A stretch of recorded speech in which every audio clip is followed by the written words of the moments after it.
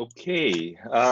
Sorry, this silence is killing me. So I'm just gonna say good morning, everyone, and hi, welcome to today's session of quantum computing and potential use cases. Uh, I'm looking at the numbers go up, and it's super exciting to have everyone here so early in the morning. We are almost at 100 packs right now in the room, and we have folks from all over the world. So it's thank you for being here with us. We are very lucky to have Jing today here to share some of thoughts around the space with us. And my name is Victor. I am with SGInnovate. For those who have not been to any of our events, SGInnovate is a investment fund and venture builder from Singapore. Our role is helping to develop the deep tech ecosystem and investing in companies within the space. Quantum is one of our areas of interest, and I think we were one of the early investors to help build up the local ecosystem. Right now, the space in Singapore is getting super exciting. A lot of folks are getting interested. We have a lot of great companies coming out of the Center of Quantum Computing out of NUS, and we are always looking for more friends to be a part of the community. So I think we'll start on the event proper, and I'll share kind of like the program for today. So between now and about 10:30, Jing will provide us with a presentation on her perspective, on what's happening within the quantum space for quantum computing, and also some of the potential use cases that IBM has been working on for commercial purposes and for research purposes. After that, we'll do a quick fireside chat, and Q&A. So I have some questions, some difficult questions that I want to, prod Jing with, and put it into a uncomfortable position, hopefully. and for everyone who has questions, right? So I would like you to keep all those questions till the end of the session. So if you look at the bottom of your screen, right, there is a bar that says Q&A. If you have questions along the way that you want to be answered, just type it in. Jing and I will be able to see all the questions, and then we'll try to answer as many as we can. Let's keep it reasonably friendly. Let's not go too crazy. I know we're all cooped up at home and going a little crazy right now, me included. But let's try to be friendly and let's ask some constructive questions. Other than that, admin, if there are any comments you want to make along the way, there's a chat button at the bottom that you can use to speak to the individual panelists, or to everyone, right? Okay, so let's start. So maybe a quick introduction to our friends who are from Singapore, and for those who are not from Singapore. The quantum field in Singapore has evolved quite a fair bit in the past number of years, and it's becoming an area that many within the commercial space and also some of the big research space has begun to pay attention to. Right, beyond the usual technology companies, professionals from other sectors such as banking, finance, cybersecurity, think tanks, and many more are beginning to understand the potential that quantum brings to the table, right? Okay, so understanding quantum is probably a misnomer, because no one can tell you they understand quantum 100%. That's but I think everyone is beginning to explore what quantum brings to the table, right? And they don't want to be left behind when everyone is actually on that boat. So let's today we are super fortunate to have with us Jing Chan, who is the Asia Pacific Quantum Ambassador for IBM, and she also leads the Cognitive Solutions portfolio with IBM Singapore. She graduated from Imperial College London with a physics degree, specializing in quantum mechanics and dark matter research. She currently works with clients across multiple industries to develop strategic partnerships and solving technical business problems with IBM's proven technology solutions, and with a very strong focus on AI, big data, and quantum computing. So I'm going to bring Jing on to share with us her presentation. I know you can't clap, but I'll clap. Thanks, Victor, for the introduction. Let me just put up my screen for sharing.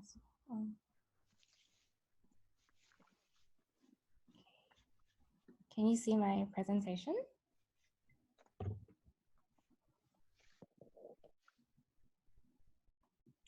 Is the presentation showing? Yep. Okay, great. Okay, all set. All right, okay, so hi everyone. My name is Jing. Thanks, Victor, for the introduction for today's session. And thank you all for joining. I think everyone's on different time zones, but I know we're all at home. Would have loved to meet all of you in person. Yeah, but I hope everyone is staying safe, staying home, and staying sane in this time. So I'm really happy to be here, and I'm really excited to be able to talk about quantum computing today. And hopefully you can get something out of it by the end of the session. Right, so I'm going to first talk about how the idea of quantum computing came about, moving on to where we are today with quantum and how it differs with the computers that we have currently and why it's important for some of the possible applications we can see in the near future. And finally, move on to some basics of how quantum computing works and how we can be quantum ready for the next steps.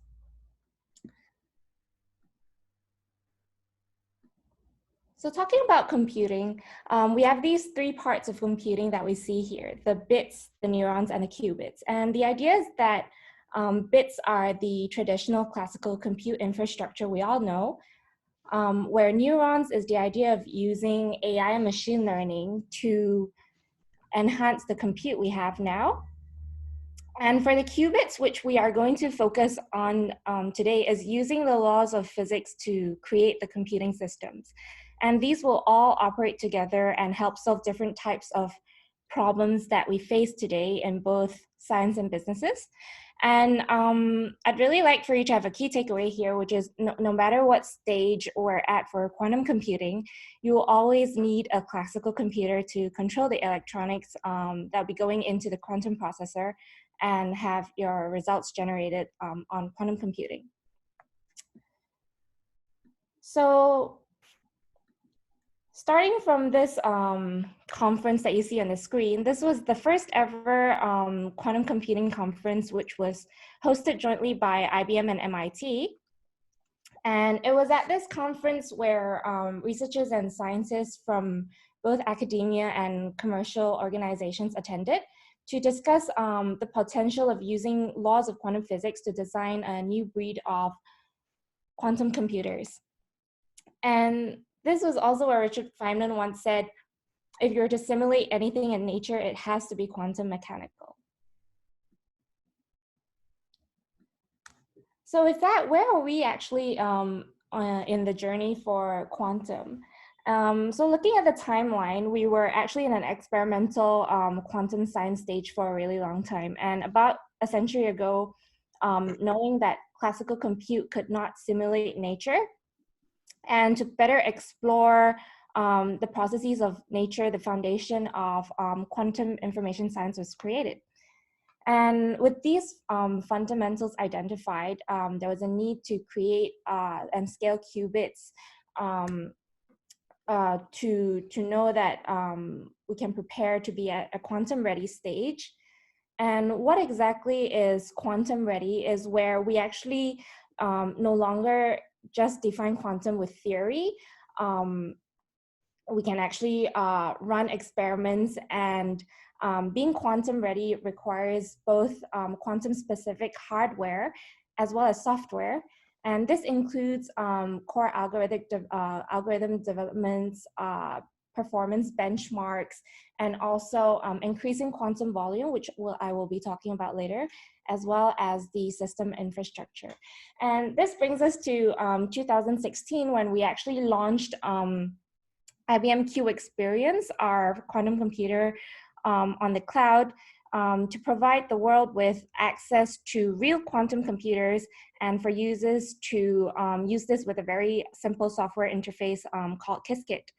And this was a massive milestone for us in quantum computing, allowing people to actually assist in exploring fields of quantum. And just with a simple interface, they can access a real quantum computer, a real quantum device for free, and do experiments or explore use cases on it. And it was also shortly after where we also launched the Q Network, where we partnered with industry partners, academia partners, startups to work together and collaborate and find ways to explore in this field. And this brings us to the next stage where we're always asking in quantum computing, what is quantum advantage? And quantum advantage will be a stage where quantum computer can actually demonstrate a real advantage over classical compute and solve real problems of interest or show commercial value over classical, and also enable more scientific discoveries. And with that, these are just statistics of the Q experience that we launched. To date, we have over 150,000 users with downloads from all over the world. For Qiskit is a very simple programming language that's written in Python. I'll talk a bit more about that later. And we also have research papers that have been published by using the systems that we have online for different user groups, and millions of experiments that have been run on the cloud. And these are all using real quantum computers and real quantum devices. And we also have simulators that are online and available for everyone to use for free.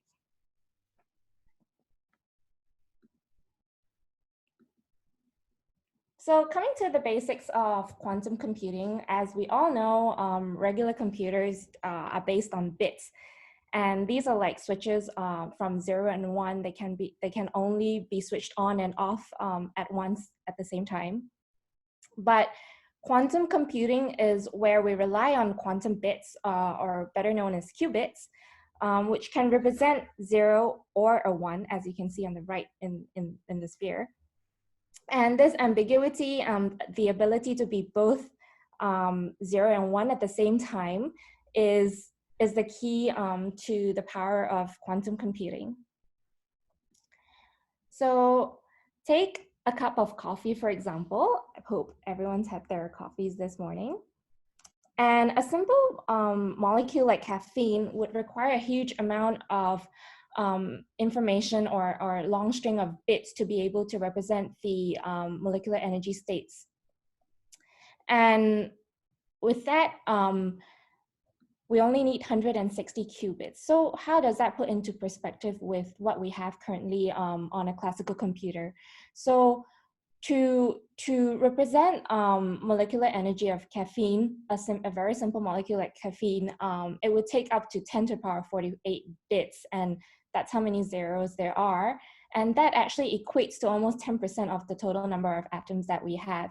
So imagine with that, how much resources we would need, and how much resources we're actually lacking behind in order to model a very simple molecule like caffeine. Taking, for example, even our fastest supercomputer right now can only take up to 10 to the power of 18 bits. So in comparison, we are still there's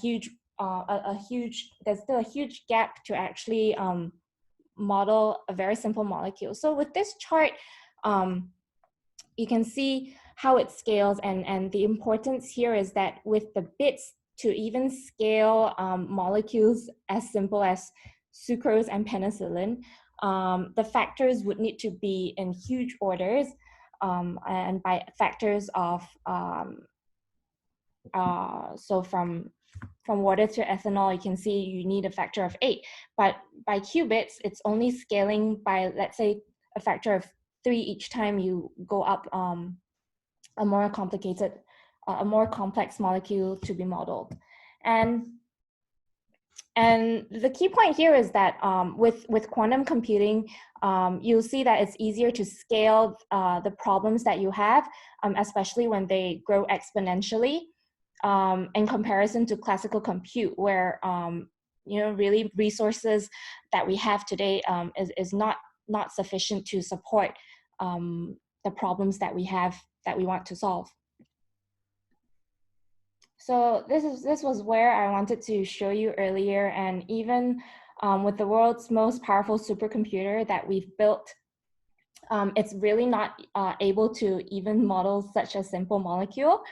And with a 250 petabyte, it's only about 10 to the power of 18 bits. And that in comparison to 10 to the power of 48 is still a very huge factor. So is it only just chemistry that we can do? This chart here shows the different types of problems that we encounter in society, right?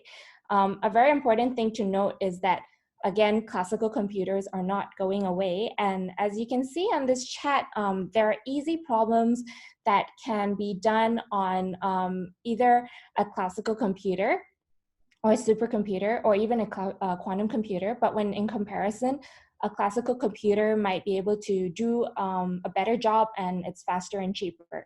And for example, like big data, storage, and communications, you wouldn't need to put databases or email on a quantum computer. And this is where you'll still need the classical compute. And also, like I mentioned before, to even operate on a quantum computer, you would need to control the operations with a classical computer. And there are quantum easy problems, which are, so here you can see quantum easy problems, which are outside the scope of classical computers, but where quantum is able to handle. And where this is that the problem we have is, even using classical algorithms, the problem goes way too quickly and is unable to support the workload. But for which, if we've discovered quantum algorithms, it will be able to scale much more manageably. An example of this would be to factor a large number, that is the product of two large primes. This would be impossible or a very, very hard problem for conventional computers. But using Shor's algorithm, a quantum algorithm on a quantum computer, this could be done in a much shorter time when the compute becomes available. Another category are problems where there are a lot of states and options to track than a computer can handle. And problems that model these events are beyond classical compute. So as again, Feynman said, since nature isn't classical, you can only model nature with quantum computing. And finally, we also have a group of problems that remain hard to solve for both classical and quantum computers. A very simple example for this would be what you had earlier for breakfast. These will be problems that even if you put into a computer, they wouldn't be able to tell you the exact answer for this type of problems. So now we have an idea of the type of problems that quantum computing could be useful for in the future, especially for problems that are exponential, that grow exponentially, and probabilistic, and are probabilistic in nature. So these are the application spaces that can be classified into the four main categories, which can show quantum computing, the power of quantum computing to solve the real world problems that are too complex for even our most powerful supercomputer or the classical compute that we have today. And what areas are we looking at in particular which are potentially good for quantum computing? So we're also working with organizations across a wide array of industries. And they're also partnering with IBM to explore what are the applications from automotive to airlines to energy companies or healthcare providers, financial, and also research labs that we're working with to come up with new solutions and services that could not be imagined before quantum computing came about. For example, here in finance, most of the problems can be represented by optimization problems. And these are very hard tasks for classical computers to solve, but can be solved more efficiently with quantum optimization methods. Chemical innovation, in particular, we have partnered with Daimler to come up with fundamental limitations of electric vehicles using quantum computers that may help to develop new batteries, next generation lithium batteries that could be more powerful and more efficient to what we have today. And in transportation as well, for logistics and optimization of production planning. We'll be able to explore these spaces much more efficiently. And of course, modeling nature, since nature is quantum, we can directly map whatever models that we have that requires a lot of compute to be mapped physically on directly onto a quantum system.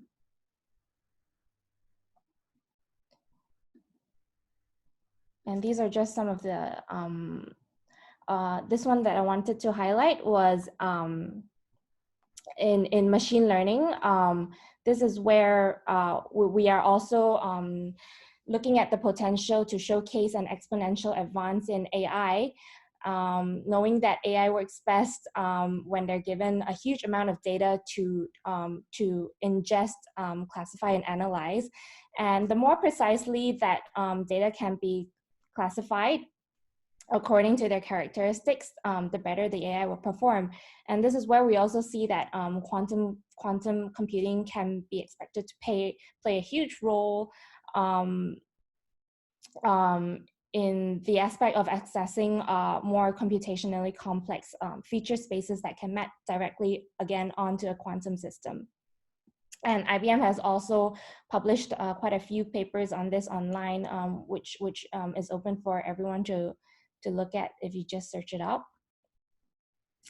So here's a summary of the use cases that we see potentially for quantum computing in these areas. And the near-term ones that we are looking at are really in chemistry, oil and gas, distribution, and financial services, as well as healthcare for drug discovery and things to do with molecular modeling.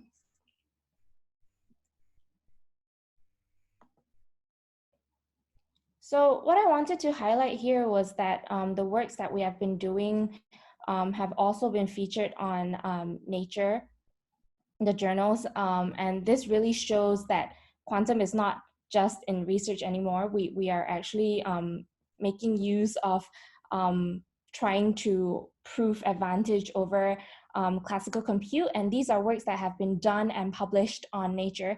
And like I said, in machine learning, for example, can be enhanced by using quantum computing and mapping the feature spaces to create a better AI system.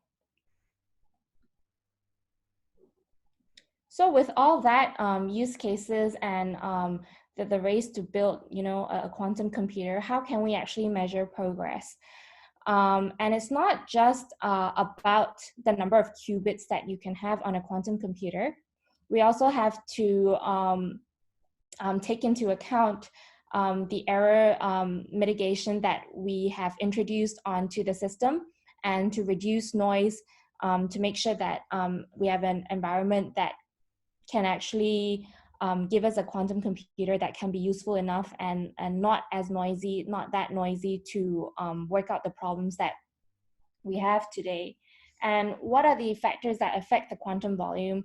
And of course, number of qubits is one, but the coherence of the qubits, the gates that we're working with to control the operations on the quantum computer, and how the errors are being calibrated, and of course, optimizing superconducting circuits with the software interface that I mentioned earlier, Qiskit, to build a powerful and more efficient quantum computer. So here are some basic ideas of what quantum computing is, and essentially it uses two very core features of quantum mechanics, which is superposition and entanglement. And the next few slides actually would be just to go through a bit of math on this. And for superposition, this is where the state of 0 and 1 can exist both at the same time. And this can be represented on a block sphere. So imagine, in layman terms, imagine that you have a coin so in classical term, when you have a coin and you flip the coin, you can either get heads or tails at the same time, at once. So instead of being in a classical state where you can only just get a heads or a tail, in superposition, it is where you actually spin the coin on a table, and as the coin is spinning, you have the possibility of having all of the states that are spinning on the coin at the same time. So when you imagine a coin spinning, and before you actually before the coin stops spinning, and all the possibilities that are running on the coin is actually the same as what how the basis of quantum computing works. All the problems that are mapped on that space will have a different probability of having an answer on that coin, and you will not get that answer until you actually stop the coin from spinning. And that is when actually in quantum space, no, let me just show you. Okay, not here. So in quantum space, when you actually stop the coin from spinning, it's when you make a measurement, and this is when the quantum system will pick the best optimal answer for your problem, and choose the problem with the most choose the solution with the highest probability. Where are we on time? Okay. So entanglement, again, is another key feature that that is used for quantum computing. It is where if you have a number of qubits in a system, all of their states, the states of a qubit will actually be entangled. So they're not independent of each other. So imagine when you map a problem into a quantum system, and that the quantum systems are all correlated to each other. The potential of the power of compute when you put a problem in to this will be exponentially increased as well, due to the fact that all the qubits are actually entangled to one another in a system and are not working independently. And these are all controlled by gates, quantum gates, for a quantum computer. So all your operations, so how it's being done is classically you'll send in operations from your classical computer, and it will deliver these microwaves down to the quantum processor, and these are all handled by quantum circuits, which are reversible gates, unlike our classical gates. And these are actually operational gates that can perform and control your qubits in a quantum processor.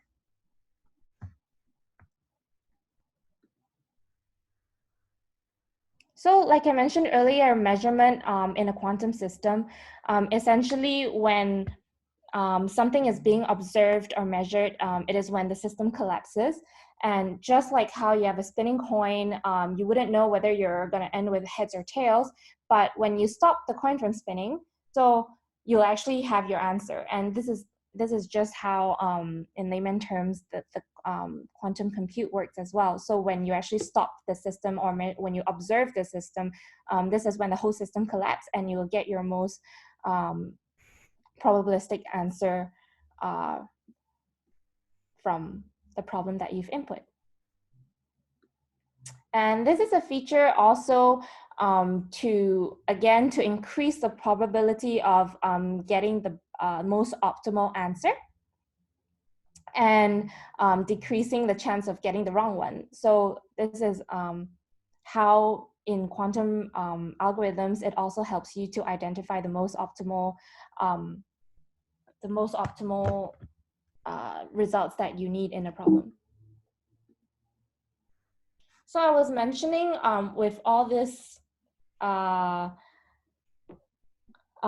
key features of quantum mechanics, it allows us to see an exponential growth in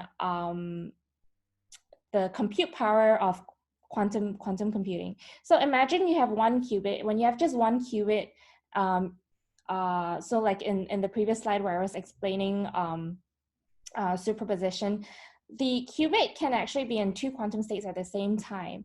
And when you actually add on another qubit, this very quickly increases exponentially. As you can see, 2 to the power of 1, 2 to the power of 2, 2 to the power of 3. You have an exponentially increasing number of states that you can explore with in a quantum system. So how does this relate into numbers, right? When you reach, let's say 10, 20, or 50 qubits, the number of ways that you can work out a problem or map your problem onto a quantum system will have this number of dimensions to be able to work out the problem that you've input. And this really shows us how powerful that this will become to solve the exponential problems that we can't solve today, like I mentioned in the earlier slides. And to put it into better perspective, when we reach the stage of quantum advantage and we have 275 qubits, this will be even more numbers of ways of working out things than compared to the atoms that we have in the universe. So this is to indicate the scale of or power of quantum computing when we reach quantum advantage. So, okay, just looking at the time here. So now we're going to move on a bit about the hardware of our IBM quantum system. So this is what it actually looks like in the inside of the dilution fridge. So what we have at the bottom here, the gold canister at the bottom is where the quantum chip sits. And this is where it's really cool to really cold temperatures like 15 millikelvins to be able to isolate the environment and make sure that quantum properties can be activated on the qubit. So the one on the left is actually where the qubits sit on a chip, on a board that will be input into a stage into the canister on the right and kept there so that it's cold enough to do all the operations without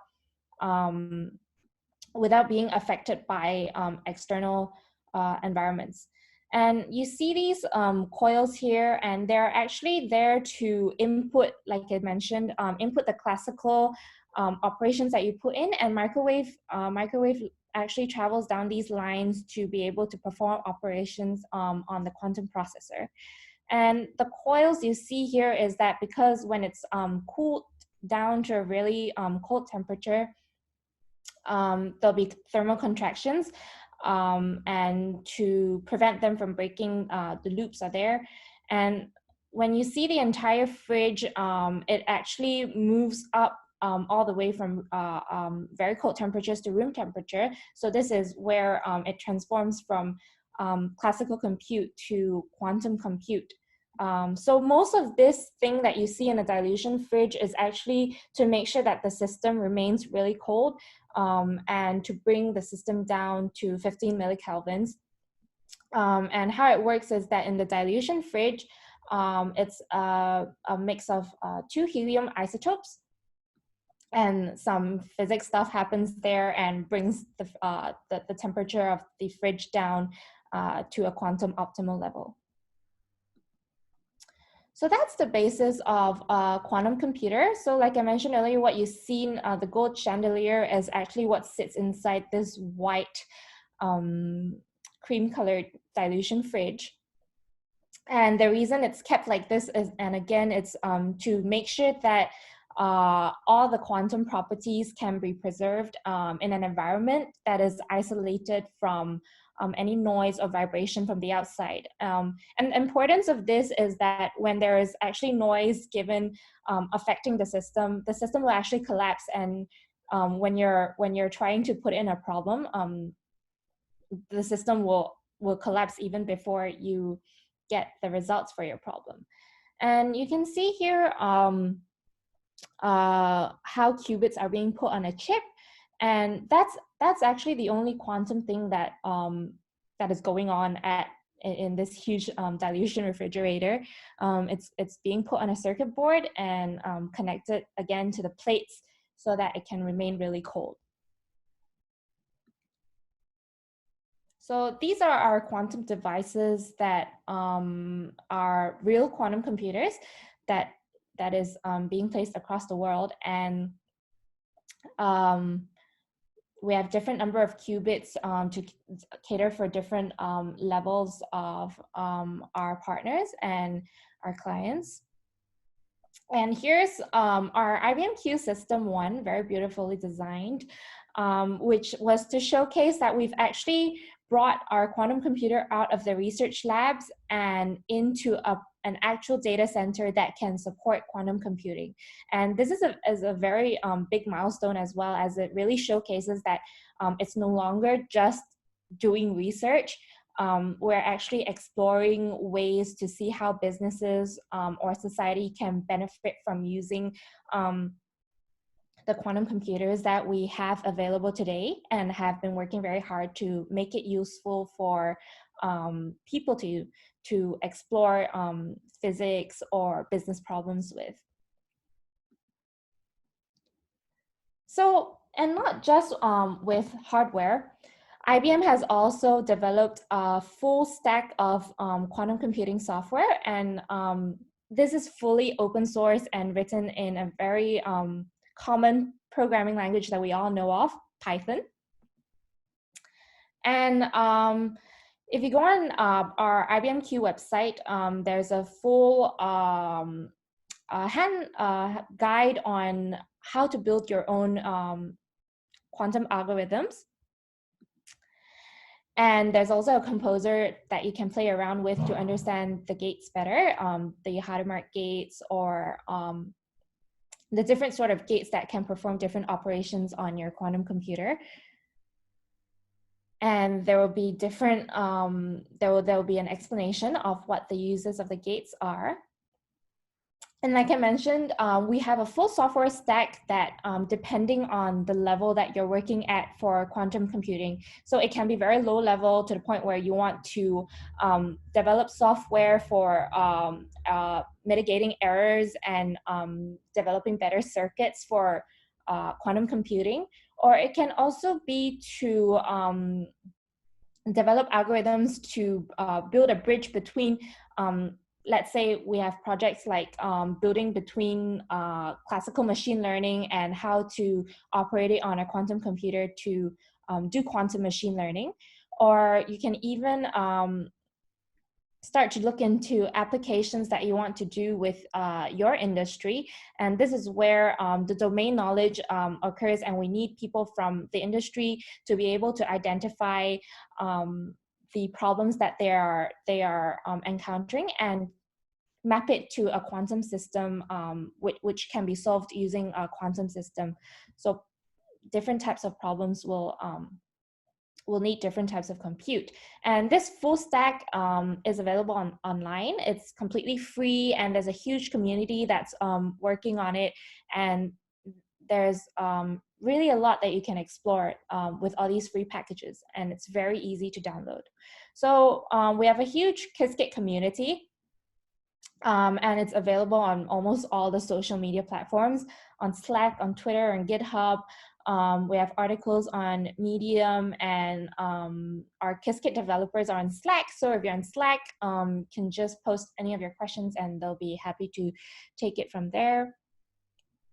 We also have weekly YouTube videos that are being uploaded, and I think it's really fun to watch them because it actually explains from the basic to how you can use quantum algorithms and develop them into something more useful.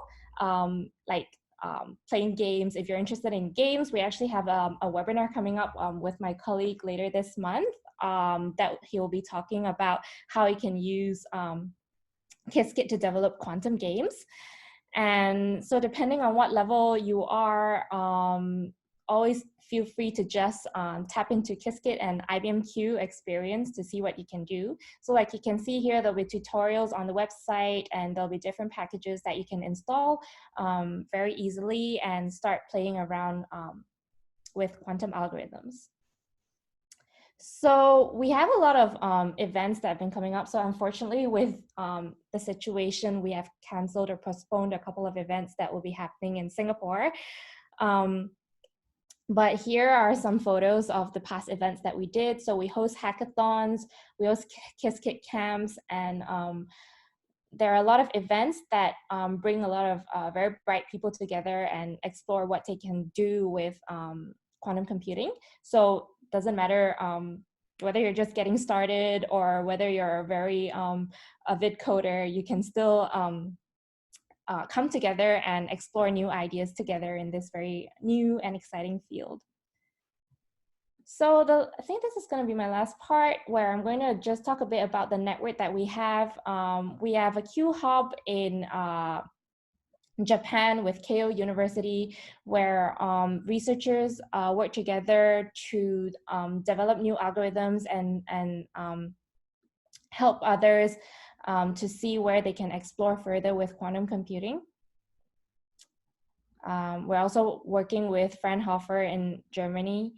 And these are the list of all our partners that we're working with. So like I mentioned before, we have industry partners, we have the hubs, we have the startups, and we have just partners from all different industries in all different aspects to work together and see what we can do to develop further in this field. And this shows that it's not just in one area that we're working with. We are actually across the world, and we have people all across the world to be connected to explore different ideas with. And talking about academic partnerships, one that I would highlight that we had very recently is with NUS. The government has actually backed a program which allows NUS to join the Q network and allow their members to be able to use our more premium quantum computers for their researchers and academia to use. And education is really important because we are at the stage where we can actually see advantage in quantum computing in the next 3 to 5 years. So this is where we can start with, and we also have a very interactive Qiskit textbook online if you want to start looking at the software coding language. And we have partnerships with different universities. So we also have, so if you're looking to start a quantum computing course and you don't know what materials to put in, we also have a quantum course that have been developed from basics that take you through stages from introduction to quantum computing to how you can so to the different phases to how you can explore the applications and use cases. And if you were to develop a course, we have ready materials with lectures and online tools so that your team will be able to pick up and take on the course to develop further for themselves. Okay, so I think that's all I have for today. Just to wrap up before we start the chat, I know I'm running a bit late on time. To summarize all, quantum computing is here. It's not in research stage. We have it on the Q experience. We have the hardware, we have the software, and we have a network of partners and researchers to be able to take you on your journey wherever you may be in quantum. So, okay, so that's all I have to share for today. So Victor, I'll let you take over. Thank you, Jing. Wow, that was That was a super detailed presentation, and thanks for that. I think like everyone was extremely glued on to this because we have more than about 130 folks with us this morning, and from all over the world. So I just want to thank everyone again for being with us, and Jing for that presentation. In the chat group, you will see that there's a whole bunch of questions being asked, and Jing, who is a quantum developer advocate at IBM Quantum, is helping to provide some of the resources and answers within the chat. For those of you who have questions, right, can I recommend you to answer below? There's a click on the Q&A button at the bottom of the screen, the bottom of the Zoom screen, right, and post your questions there, right. So it's easier for us to track and answer it, and we're going to leave all the answering of the questions right to the end, right. We're going to have a short fireside chat, with Jing right after this, and then we'll do the Q&As. Okay, so thanks, Jing. I think you probably answered quite a number of the questions that everyone has had, were thinking about, and I just have a couple more to just check in with you. So for those who came in late, a quick introduction, right? We have here today with us Jing Chan, who is Asia Pacific Quantum Ambassador for IBM, and she also leads the Cognitive Solutions portfolio with IBM Singapore. My name is Victor, and I am a Director of Venture Investing at SGInnovate. We invest in the quantum space quite a fair bit, and it's one of the big areas for us in terms of where we see the future going. And it's super exciting for us to be here having a chat with Jing this morning. So let's get on to the chat. I wanted to ask you around. So quantum is expected to have a very long runway, right? It's not happening today. It's not going to happen in the next couple of years in terms of like full-blown commercialization. But at the moment, do you think it's all about the research as opposed to a business? Yeah, so again, great question, right? There's always the perception that we're really only at the research stage. But because we have quantum computers that are fully operational now, and we have the quantum computer on the cloud, which you can program now, it is really not at the research stage anymore. We can actually, this is where we actually need to bring in domain expertise like businesses you mentioned, to take this out of research and see where it can be applied in different areas in society, which will be useful with the power of what quantum computing can bring to us. So based on that, what are the biggest areas in terms of IBM's engagement with commercial parties in terms of the areas of work?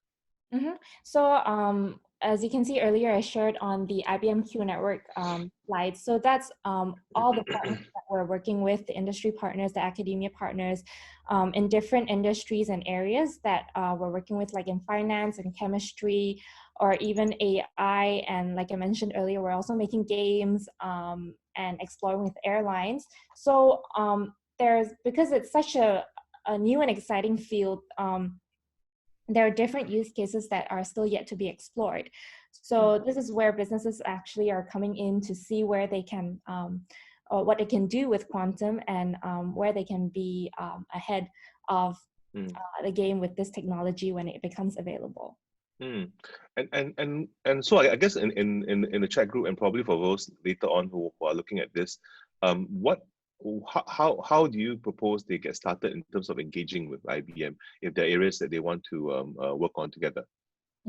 So like I said, to start with, if they're already thinking to move into quantum, we have our Q network where we have a group of consultants that can bring you on your journey to see where you are.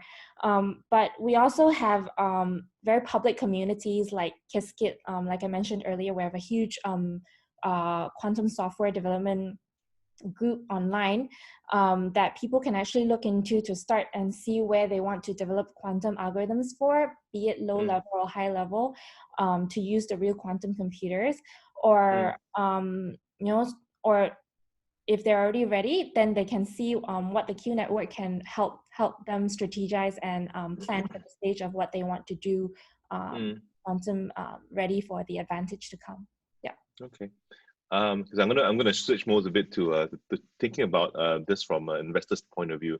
So as you understand, like a lot of the work that goes around into quantum, is fueled by corporations, but there are a lot of startups that have come up in the space that they are trying to also contribute to the community. In the long term, do you think quantum technology can actually make money for people? And is that necessarily the thing that everyone's looking forward to? Yeah, so I mean, in terms of commercialization, it's such a new field, so there's really many aspects to explore at this stage. Be it if you want to be one of the trendsetters for quantum computing, to be ahead of the game, or people just usually think, oh, I'll wait to see how people use these things and then jump in when everyone is ready. But if you can be ready for it before the actual quantum compute becomes available, it is really something different in the industry for people to learn about it, and to an early learner for this exciting technology. Will really be advantages for different industries. Yeah. So from your point of view, what is a hot space, or what's the sweet spot that people should be kind of like look at if they're investing for the next 3 to 5 years? What are some of the areas that you think today would make a sensible investment within the quantum technology space? So I think it's really a completely new way of programming, right? So there's different types of ways that people can look into this, be it from whether they want to look into the hardware or they want to look into the software. There's still many areas that we can look into that is very underdeveloped. So the clients that we're working with are working early and working hard to come up with new algorithms, so that they can be an early patent holder for quantum computing. And really there's it depends on whether you want to tap into the applications or you want to tap into the hardware. So these are all aspects that people can look into to get into quantum computing. Okay. Yeah. So now that we've invested in some of these companies, in the longer run, so I understand that from IBM's perspective, you guys have a network, you guys have a community and a developer a network, you have advocates, beyond what you guys are doing to make the future of quantum a little more stable and richer. What are the other ingredients that you believe we will need to develop and build around the space? I think really to start with is the understanding of the potential of quantum computing. And with that, we see that in government, there are a lot of initiatives by the government are very important to show that they're actually also actively investing in this space. And we see this being developed all around the world, not just in one region, where the government is really heavily investing in this sector, be it the UK, where they have really invested to educate their top 100 companies with what quantum computing is and get them to start thinking about how it will be advantageous for the industries. And even in Singapore, like the previous NUS collaboration that I showed earlier, we're really starting to get the young people educated so that when they are out of college, they'll be ready to come up with the use cases and develop new things that can be applied with the compute and algorithm in quantum. Okay. And so in your perspective, how should we build better industry and research collaboration in the quantum ecosystem so that we can maximize the innovation that is happening and later eventually adoption? So everyone has a role to play here, and this is why we have the community of people from various backgrounds, ranging from physicists, computer scientists, engineers, to industry partners who might have no background knowledge in physics but have the domain knowledge, be it in finance, oil and gas, healthcare, or even startups. as well as researchers who can help to develop use case together and see how there can be new applications in this area of technology. Yeah. Okay. Okay. Yeah. Okay. Can I get on to something a bit more exciting? So the race to build the best and fastest quantum computer continues, and there are a number of corporations and startups who are looking at this issue, right? So how do you think IBM's approach is differentiated from the other players in the market? Yeah. So IBM being the first company in the world to actually put a quantum computer on the cloud, I think that is already a very big milestone that we have set for quantum compute. And not just the hardware that we have put for access worldwide, we also have the full stack of software that we have developed called Qiskit. And we really have a huge community that's been working on for different areas. Like I said, from looking at the superconducting circuits on how to improve the circuits that we have today with algorithms, to developing applications for the use of quantum computing in the future.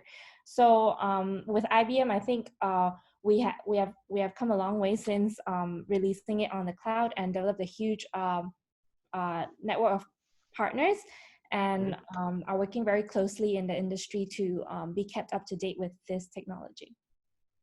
Okay, and do you think that the race for like superior qubits is the only way to measure progress for for quantum computers? Because everyone's talking about, now I have 240, now I have 25, now I have 40 something, now I have 160. So is that necessarily the best way to measure the progress of quantum computing? Yeah, that's a great question. So with IBM, we've actually come up with a metric to measure this progress, and it's called quantum volume. So not just taking into account the number of qubits that we have on a quantum system, because that's not the core of our problems today. Adding qubits onto a chip is not the main issue. And the issues that we have are really the noise that we're dealing with when you add an additional qubit, and to be able to maintain an environment for a quantum computer to be useful enough to perform calculations. And so with that, it's not just the number of qubits that you should be looking at when you're developing a quantum computer. There are different aspects like how much error is being mitigated, whether the coherence time of the qubits are long enough to perform the calculations without it decaying. And all these aspects have to be put into consideration when you're talking about the best quantum computer out there. So yeah, so that's what we look at, and the metric that we're using is called quantum volume, which takes all of this into account. And that has been doubling every year ever since we put our first quantum computer in the cloud. So it really shows how the potential of this is really growing really quickly. Yeah. Okay. And I guess in being mindful of the time, I'll end off with the last question, which is for folks who are looking to get involved in the quantum sector, how should they think about the industry, and where can they get started? Yeah. So like I said earlier, we have accounts all over different social media platforms, which we are always on today. So if you're on any social media platforms, go look up Qiskit. I think it's being mentioned on the chat a couple of times. That's where a lot of our community is building different applications for quantum, and putting in different algorithms that you can take a look at. And of course, visit the IBM Q Experience website, and on Slack you can actually talk to different people who are interested in the same areas, and you can find out maybe find out ideas quicker than you were if you were to do it on your own. And we also have a Q network. So if you're interested to talk about that further and understand that further, that's also something that we have in place for businesses that are looking to explore further. Yep. Oh, and I have one last question. Sorry, which is a question that we get asked all the time, especially currently in the current situation. And I think we both spoke about it. We both know the answer, but I think maybe just to share with everyone some of the thoughts around this, which is how could something like quantum be potentially useful, right, to solve a crisis like today, what we're experiencing with the COVID-19 virus, around discovering new drugs, modeling supply chain, modeling the spread of the virus, or working on novel diagnostics. Is quantum the right technology to solve this problem today? And if not, when does it get to a point where where quantum will be useful? Yeah, so if we had the actual quantum advantage of quantum computers today, it would actually probably be the best way to come up with a vaccine for the virus. But today with IBM, we've actually built a couple of supercomputers with the government to be able to come up with, like you mentioned, drug modeling to see how we can help with the current situation. Yeah. So two of our world's best supercomputer are actually working very hard to come up with something and to work together for the development of drugs. Nice. And yeah. Okay, cool, nice. Thanks so much, Jing. Okay, I'll stop pressuring you with the questions. Now we're gonna get the rest of the community to pressure you with questions now. So we actually have a lot of questions. So let's do this. So Jing, why don't you go through the questions, and then for the ones that you think would be useful to answer, we can answer it live. There are others that we can type an answer for separately. But let's go to the questions that you believe will be something that will be more useful to the public, to the audience. We have maybe about 10-15 minutes for questions. Okay. Okay, I'll just quickly go through this. So does IBM provide online training on Qiskit and necessary knowledge on quantum computing? Can you provide web links? I'm not sure if that has been addressed in the chat on the right. That's been done. Okay, that's been done. Yeah. I think Jing has been very hardworking on the chat. So I think Jing has been blasting everyone with all the different resources that's available on the IBM side. So please scroll through the chat to look through for the resources. Okay. What is the impact of quantum computing to the current encryption protocols? Will it make them obsolete? Do we need to start planning the migration to a more complex encryption protocols? So like I mentioned earlier, we are still a long way towards quantum advantage, but of course this is a very key point and a great question, because with Shor's algorithm, we're actually able to look into ways that we can factor very large prime numbers, and that's essentially how today's encryption works. So of course, with quantum being here in the future, this is also where businesses will need to start thinking about encryption protocols post-quantum era. So this is also where we encourage our clients to look into to start thinking about post-quantum cryptography for their security. Yeah.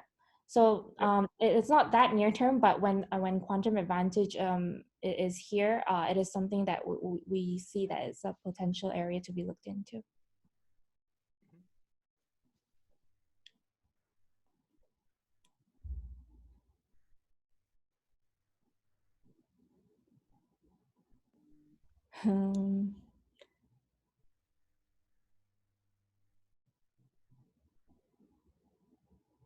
Economically, what timeline are we looking at for, oh, I missed a question.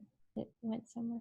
What timeline are we looking at for this technology to be viable and used mainstream in the industry you mentioned? So right now, we're at a stage where research can be actively done on real quantum computers. So in quantum chemistry, we see that it's in the next 3 to 5 years, and that will have the compute power ready available for these sort of problems. And for others within the next 10 years. So that's the timeline that we're looking at.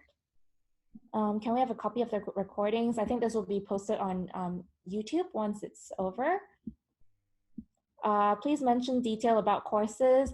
So I think I mentioned earlier that we have the Skills Academy course. So this is a course that our our research and worldwide guys have come up with to put together a curriculum, a full curriculum as to what you will need to get into quantum computing. And it will take you through from the basics all the way to how you can develop a solution or a new application using quantum. And if you need more details about that, just ping me on LinkedIn or yeah, reach out to, I don't know, you can, yeah, just reach out to me. Okay. Let me see. What's interesting? Maybe this one.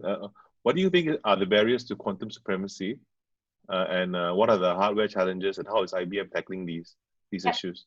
So the hardware challenge, like I mentioned earlier, mainly is from the noise that we get when we add on new qubits. So qubits are what we need to have the operations performed on a quantum computer, right? So to actually reach advantage over classical compute, we will need enough compute power on a quantum computer.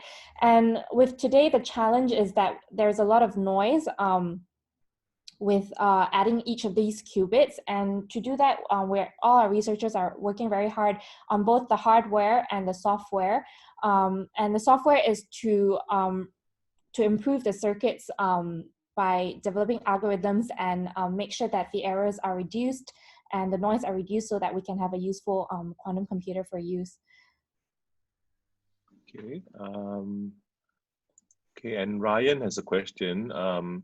Can you share more about what quantum technology brings to games that didn't exist previously? So Ryan, for this answer, you'll have to tune in to Jing Ye's presentation. I really like this question. So we do have another session coming up with Jing Ye that he'll be talking specifically about quantum games. But the short answer to this question is that with these games, it actually helps people to understand quantum a lot easier, especially some games are developed around how gates are operating on a quantum processor. So it actually brings a very interactive way for people to learn about quantum computing and also get them to start thinking about the applications of what they can do with quantum. So tune into Junior's session, which will be on, I think, 28th of April. So do keep an eye out on that, and yeah, join his talk on making quantum games. Let's see. Kunal has a question. How is quantum volume related to the qubit? So qubits is just one aspect of what we're looking at as a whole on how to measure progress of compute power in quantum, right? So a quantum volume, so when you talk about quantum volume, you take into account the coherence of the qubits, the number of qubits, the error that you have mitigated on the circuits, and a lot of different aspects, and that all gets put into account and calculated to form a metric called quantum volume.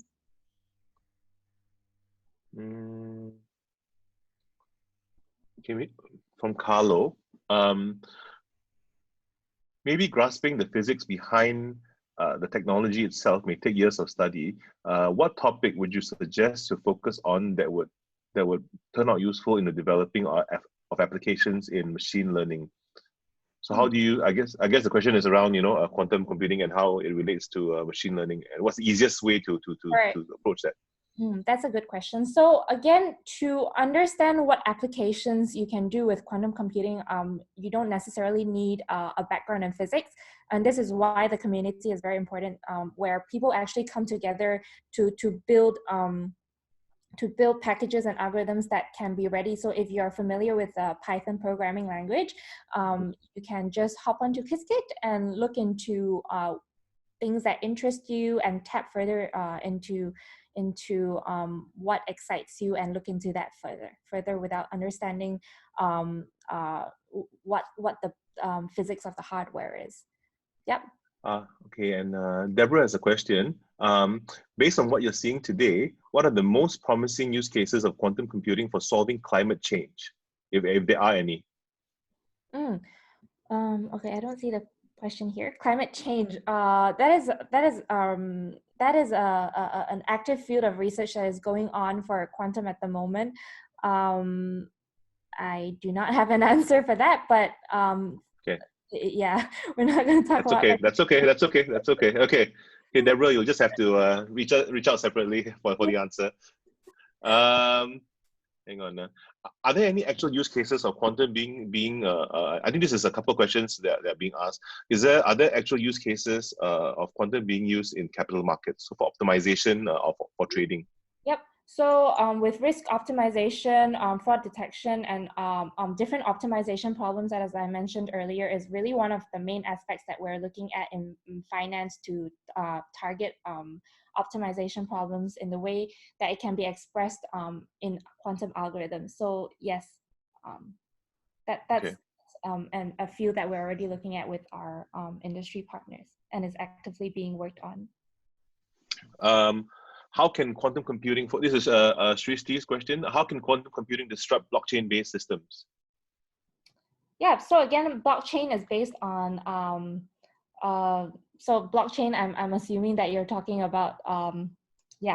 So it's again based on encryption, right? So with today's quantum computing, we do not see a disruption, but with quantum advantage, this is where again algorithms will be able to, affect the way that we can actually tackle these problems, and this is one of the aspects that needs to be looked into further. Okay, we'll go for 5 more minutes since there's so many questions. 5 more minutes, okay? Let's see. So Hari has a question. Do you have success in getting banks to fund quantum computing projects when the use case you mentioned is approximately 10 years away? So we actually have, so in the Q network, people who have joined the Q network are already interested to look into these aspects. And it's not just for research purposes. We also have clients who have engaged our consultants to start looking into cryptography post-quantum era. So in terms of funding that has been put into this, I think that the developments that we're working on with our partners are actually showing active field of research in this area. Okay, and then Kai Young has a very interesting question. It's a basic question, and I think a lot of us who are not physics majors would like to ask this question. Is it necessary to understand physics concepts to properly implement quantum computing? Yeah, so that's the perception that people have. So when you're looking into quantum computing, there's many different aspects that you want to see, either improving on the circuit itself or developing applications like you mentioned in the question. So you do not need to understand the abstract of how quantum computing works, but again, with all the work that has been done online, you can actually look into how the algorithms work, and with a basic knowledge of quantum computing, there are a lot of tutorials online that can show you how you can apply your ideas or problems and map it onto coding in quantum algorithms and work on it with quantum computers that are online. Okay. Yeah. Okay. Let's look for a final last question that would be fun to answer. Jing, anyone that catches your fancy?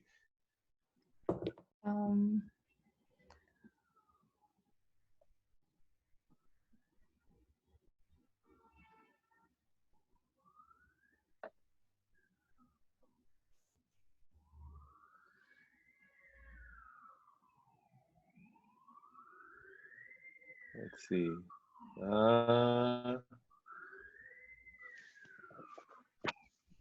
Okay. Anything on your end? If not, I think I'm done with the questions for today. I think any more questions? Okay, guys. Thanks so much for your enthusiasm in answering the question and providing the questions. We really need to thank Jing for being with us today. And we've gone beyond our time. We thank Jing today for her presentation and for her patience to answer all the questions with us. Thank you to Jing who's been very participative on the chat and answering all your questions.